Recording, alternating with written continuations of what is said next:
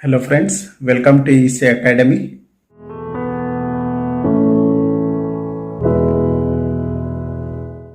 In this lecture, let us understand energy sources. There are two basic energy sources. First one is voltage source and second one is current source. These voltage source and current source can be independent source or dependent sources. So there are two basic type of energy sources. First one is voltage source and second one is current source. Voltage source and current source can be independent source or dependent source, which means we can have independent voltage source and dependent voltage source, as well as independent current source and dependent current source. First, let us understand independent sources. Under that, first let us see the voltage source. A voltage source can be ideal or practical. So an voltage source can be ideal or practical voltage source. An ideal voltage source can be defined as the energy source which gives constant voltage independent of terminal current.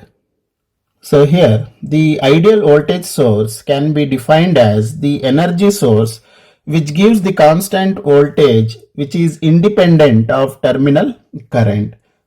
Now this is the symbol for ideal voltage source and this is the circuit how we can use a ideal voltage source. So here we have connected ideal voltage source along with a load resistor.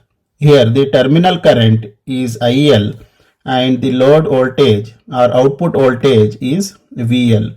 So this is the characteristics of ideal voltage source where we have plotted current in x-axis and voltage in y-axis, and as we increase the terminal current which is IL, the VL will remain constant irrespective of variation in IL. That's why we can say this output voltage VL is constant irrespective of variation in terminal current. If we consider practical voltage source, all the practical voltage source will have internal resistance which we call that as source resistance. Due to presence of source resistance, VL will depends on IL. All the practical voltage sources will have internal resistance which we call that as source resistance. Due to presence of source resistance, the voltage VL will be dependent on IL. So in ideal voltage source, VL was independent of IL. In practical voltage source, VL will be dependent on IL. This is the circuit of practical voltage source. Here RS represents the internal resistance and IL is the terminal voltage and VL is the output voltage which is obtained at the load. This is the characteristics of practical voltage source as well as the ideal voltage source. So as we know, in ideal voltage source, VL was independent of terminal current IL, that's why it remained constant. Here in practical voltage source, VL is dependent on IL, that's why there is a variation in VL. Here VL will not remain constant. From this circuit we can write IL will be equal to Vs divided by Rs plus RL. Therefore we can write IL is equal to Vs divided by Rs plus RL, and also we can write VL will be equal to Vs minus IL Rs. This is for practical voltage sources. For ideal voltage source, Rs will be equal to 0. Therefore, we can write IL will be equal to Vs divided by RL and VL will be equal to Vs.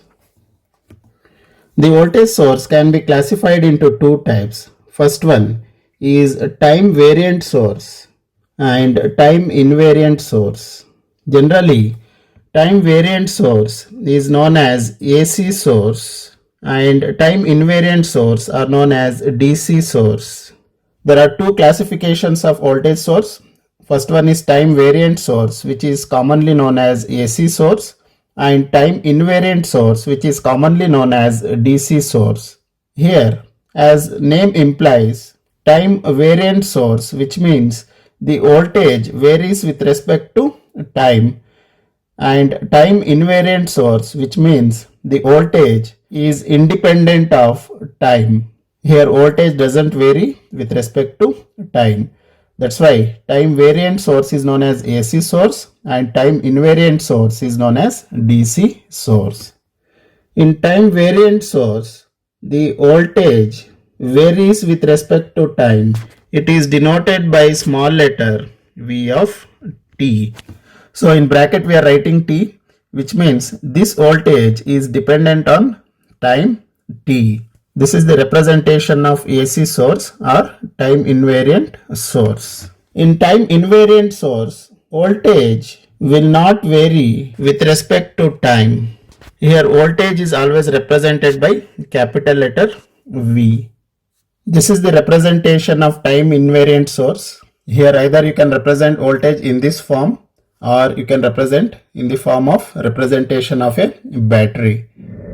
This is about voltage source. In the next lecture, we will understand about current sources. Hope you have understood this topic. Thank you.